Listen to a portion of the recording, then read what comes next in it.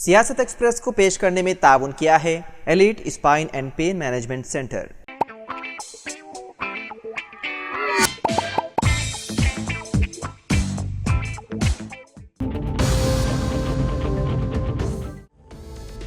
Kerala assembly ने जुमेरात को मरकज़ी हुकूमत की तरफ से रामनाथ कोविंद कमेटी की एक मुल्क एक इंतखाब के लिए की गई सिफारिशात पर एहतजाज दर्ज कराया। इसके अलावा ऐवान में इसके खिलाफ मुत्तफ़िक़ा तौर पर एक करारदाद भी मंजूर की गई।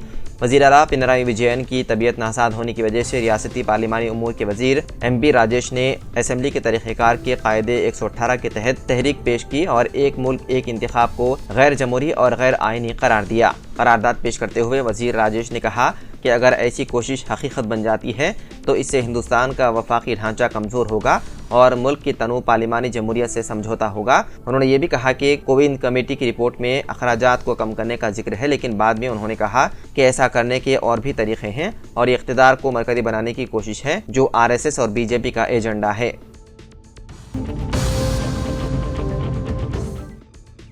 पसमानदा तलबा को आला मियार की तालीम फराहम करने की सिमत एक अहम कदम में आज पूरे तेलंगाना में 28 यंग इंडिया इंटीग्रेटेड रेसिडेंशियल स्कूलों का संग बुनियाद रखा जाएगा। वज़ीर आला रेवंत रेड्डी रंगारेड्डी जिले के शादनगर में कोंदुर्ग में संग बुनियाद रखकर इस तकरीब की क़ियादत करेंगे, जबकि नायब वज़ीर आला मंडलू भट्टी विक्रमार्का मदिरा में इसी तरह की एक तकरीब की सदारत करेंगे। चीफ सेक्रेटरी शांति कुमारी ने जिले कलेक्टरों के साथ टेली कॉन्फ्रेंस के दौरान इस तकरीब को शानदार तरीके से मुनक़िद करने की अहमियत पर रोशनी डाली। उन्होंने कलेक्टर्स को हिदायत दी कि वो इस बात को यकीनी बनाएं कि मुताल्लिक़ा अदला के अवामी नुमाइंदों को संग बुनियाद रखने की तक़ारीब में शिरकत के लिए मदऊ किया जाए।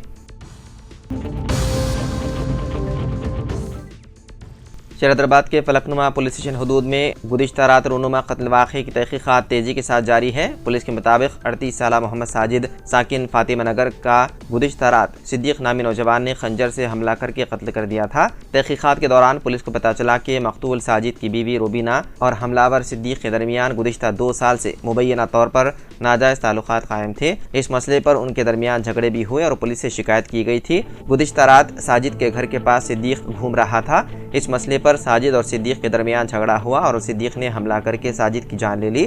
पुलिस ने कत्ल का मुकदमा दर्ज करके छानबीन शुरू कर दी।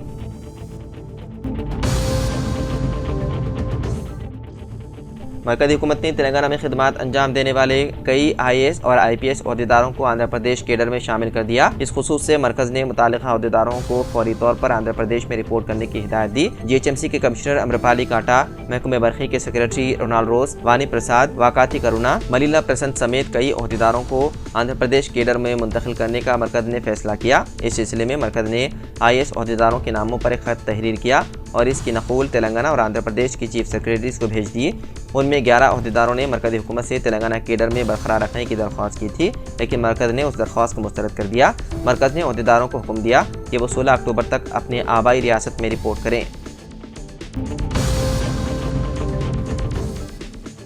तेलंगाना वक्फ बोर्ड की जानिब से जारी किए जाने वाले निकाहनामे में आक़िदीन, गवाहों और दीगर तफसीलात उर्दू ज़ुबान में दर्ज की जाती है। ऐसे ख़ानदान जो उर्दू से नावाकिफ़ हैं उन्हें उर्दू के साथ अंग्रेज़ी में तफसीलात दर्ज करने पर सहूलत होगी। जनाब आमिर अली खान रुकन क़ानून साज़ कौंसिल ने सदर नशीन वक्फ बोर्ड सैयद अज़मतुल्लाह हुसैनी को मकतूब रवाना करके इस जानिब तवज्जो मबज़ूल करवाई। हालिया अरसे में बैरूनी ममालिक से ताल्लुक़ रखने वाले कई अफराद ने जनाब आमिर अली खान साहब से ख्वाहिश की कि निकाहनामे में तफसीलात उर्दू के अलावा अंग्रेज़ी में शामिल करने के लिए वक्फ बोर्ड हुक्काम को तवज्जो दिलाएं। उनका कहना था कि निकाहनामे की बुनियाद पर कई सरकारी उमूर की तकमील की जाती है, लिहाजा निकाहनामे में उर्दू के साथ अंग्रेजी में भी तफसीलात को दर्ज किया जाए।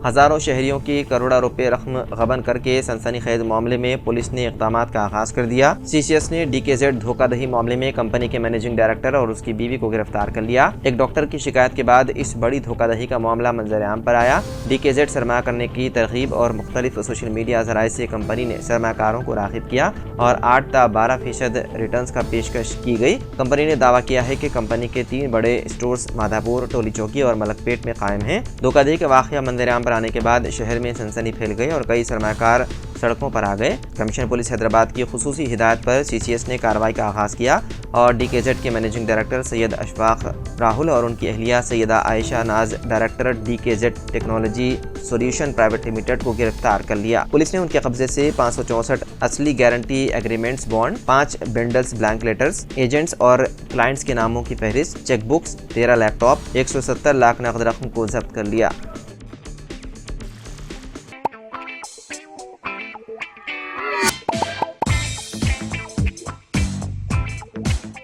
Elite spine and pain management centre बगैर ऑपरेशन और बिना पेन किलर अद्वियात के एडवांस्ड टेक्नोलॉजी के जरिए सिर्फ छोटे इंजेक्शन से कमर और घुटनों के दर्द का शर्तिया इलाज। डॉक्टर प्रकाश गुड़ीपुड़ी और doctor Mohan Irwa interventional pain physician जैसे तजुर्बेकार डॉक्टर्स 25,000 से भी ज्यादा मरीजों का कामयाब व इत्मीनान बख्श इलाज। राबिता कीजिए elite spine and pain management centre, Manikunda और दिलसुख नगर, हैदराबाद।